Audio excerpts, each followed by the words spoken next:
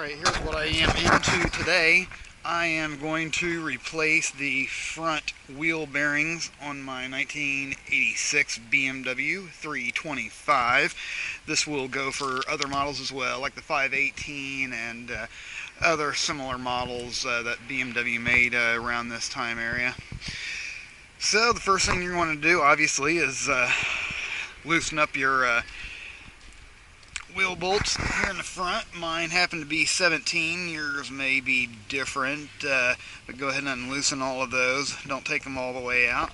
Go ahead and jack it up and then set it on a jack stand, pull your wheel off. So let's go ahead and get that done. I'll go ahead and start the video again after I jack that up, put a jack stand underneath here and remove the rest of those wheel bolts, and then we'll see where we're at from there. Alright, I got my tire off here. Just a quick tip, after you get done pulling off all the lug nuts, it always helps to take and slide them into each one of these slots with your tire up. Helps you remember where they're at and keep them in place. This is my new front wheel bearing for this car.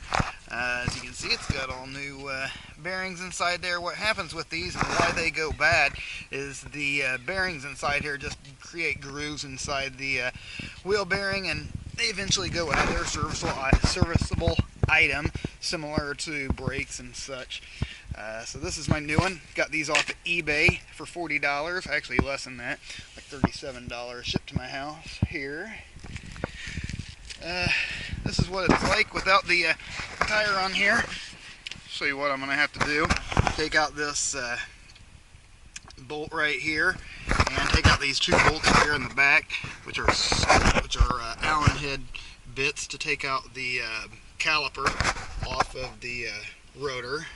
The problem I'm having is whenever I'm driving down the road, not all the time, but every once in a while I'll start to get like a vibration. You know, you can kind of feel it in the wheel at certain times. It's probably always there, but generally I'm sure the tires keep everything in line. But sometimes on roads it'll kind of have like a little bit of vibration. I don't necessarily think it's my any kind of my lower control arm ball joints.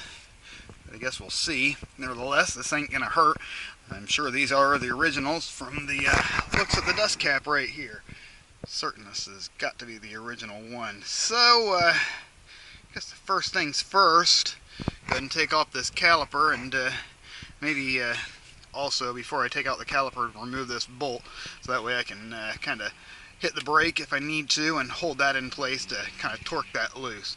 So, go ahead and take this one out here, and go from there. Then I'll take out my caliper. So, alright, make a quick video after I get that off. Quick tip for getting that bolt out here: find your correct size piece to go on that nut. Put a screwdriver or a Phillips head or whatever through the rotor here, keep it from turning, and then boom, see? Take that nut out. Alright, here's where I'm at now. I've got the caliper taken off. Obviously, here's the bolts that went through for that. The bolt for the rotor holding it on. The 19mm bolts that hold on this caliper mounting bracket.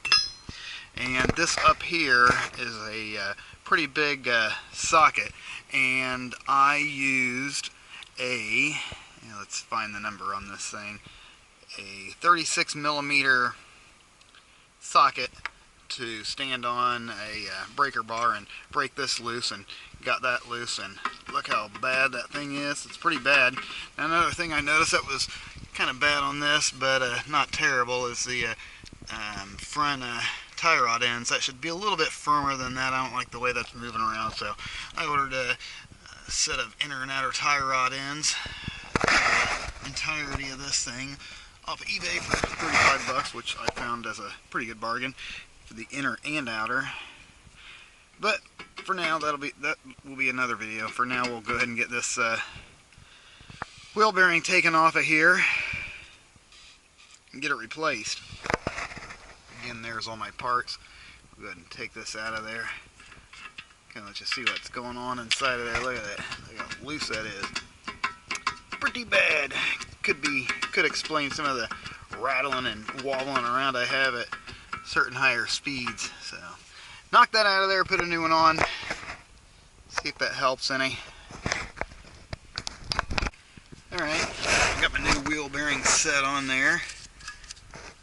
The bearings are all rolling around inside there real good. But I am going to go ahead and pack it with some grease here, high temp grease. Got my gloves on, just pack it inside there since that's a sealed bearing anyway. That cap goes on the front of it like that, so you can just pack that in there real good with some grease and be good to go. Should keep it well lubricated so it won't dry out, go bad, heat up, less friction.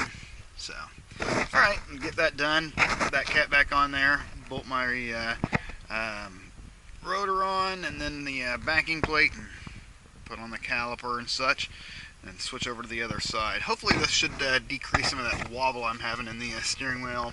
I'm not 100% sure what it is yet. I'm guessing it's probably just some worn out suspension parts, but I got these front tie rod ends and these wheel bearings to hopefully solve the problem. Maybe my balancing on the wheels, but who knows. It's a little bit of good insurance to have right here. Front wheel bearings, they tend to go bad. So, alright, pack this in there, come back. Alright, well, that's it for today at least. I packed the inside of this bearing here with some grease just to keep it well lubricated. Put the cap back on, bolted this caliper on there and put my nut back on. Then I put the backing plate with these two 19mm bolts back here. Set on the backing plate, put on the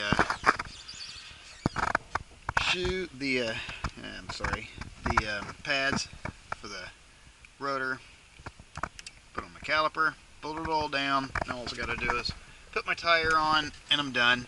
And I think I'm going to call it a wrap for this video here. Let it off the jack stand and go ahead and go over to do the other side. Stay tuned. Here in a week or so I think I'll be making a video on how to replace these tie rod ends. Again, it's pretty basic, but you know, if you don't know how to do it yourself, this is definitely going to save you a lot of money sending it to the mechanic. Plus you know it's done right if you've done it yourself. Well, that's a wrap. If you got any questions, comments, whatever, let me know in the comment section down below, and I'll see if I can help you. This is for a 1986 BMW 325 wheel bearing assembly kit. Alright, later.